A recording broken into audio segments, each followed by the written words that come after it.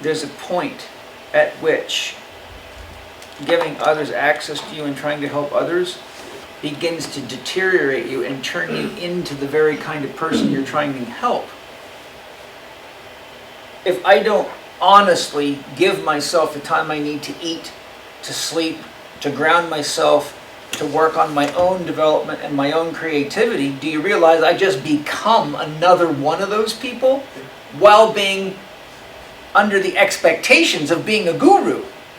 So here I am, not listening to my own values, not giving myself what I need, not taking care of myself. So the next thing you know, my body's all broken down, I look like shit, feel like shit, I'm surrounded by people that need my help. Am I part of the solution or am I part of the problem now? Part of the problem.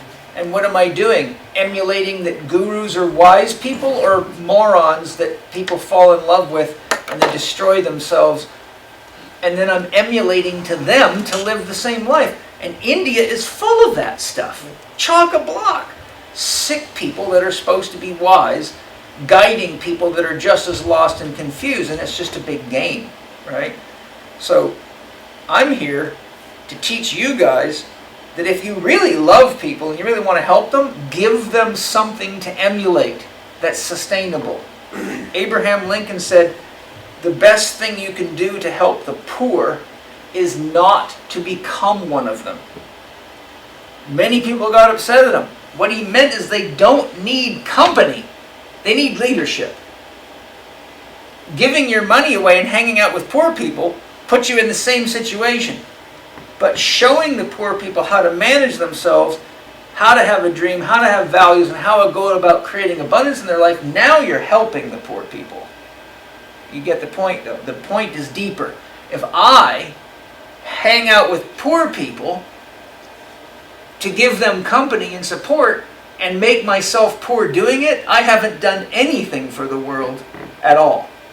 Except now I've debilitated my whole family and I've made it mean nothing to be a Chek professional, because if you guys see me doing that, then what are you going to think? Oh, my teacher says I should give away everything, starve myself, and totally give myself away to the world, and the next thing you know, there's a bunch of Chek professionals lining the fucking street, living out of shopping carts, sounding really cool when the cops come talk to you, right? But what if it's not the world, it's the loved ones who are eating your life? I can't hear you very well because of all the noise. If it's not the world, it's your loved ones who are eating your life. It's a what for what? Your loved ones. Your like loved your ones close are eating your life. The loved ones are Yeah. eating your life.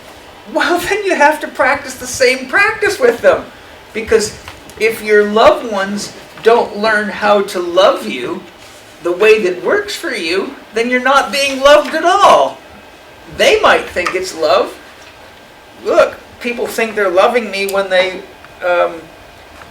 pester the shit out of me because they're too lazy to solve their own problems.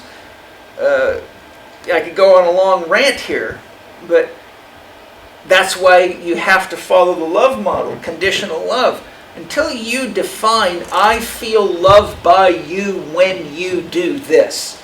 I feel loved by you when you let me sleep. I feel loved by you when you don't interrupt me in the gym. I feel loved by you when you do what you agreed you would do in our relationship. ... Anything else isn't love, it's just a bad habit. So if you keep supporting that, well then you have an addiction to their attention that's killing you. Right? India's got its plenty of these problems because it's all based on this, well, we won't go into it, you know what it's based on, give it all away. Sacrifice for God. Well, it's a damn sacrifice to take care of yourself so you can be something for someone, isn't it? Isn't it? We have to work hard to be an example. That's your sacrifice. Be an example of what you want to see in the world and sacrifice any of your fetishes and desires and inner story that says, poor me, I've got to eat this or do this. Because if that story takes you away from being the person that you're emulating to others, now it's just a game of it's like going to a 12-step alcohol program. Everybody's fucked up, even the person leading the group usually.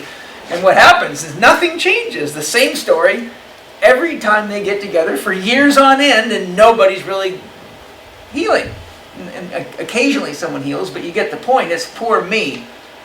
My this, my that. The world owes me a favor because I was sexually abused. The world owes me a favor because I was emotionally abused. I'm the victim, right? Well, it doesn't work.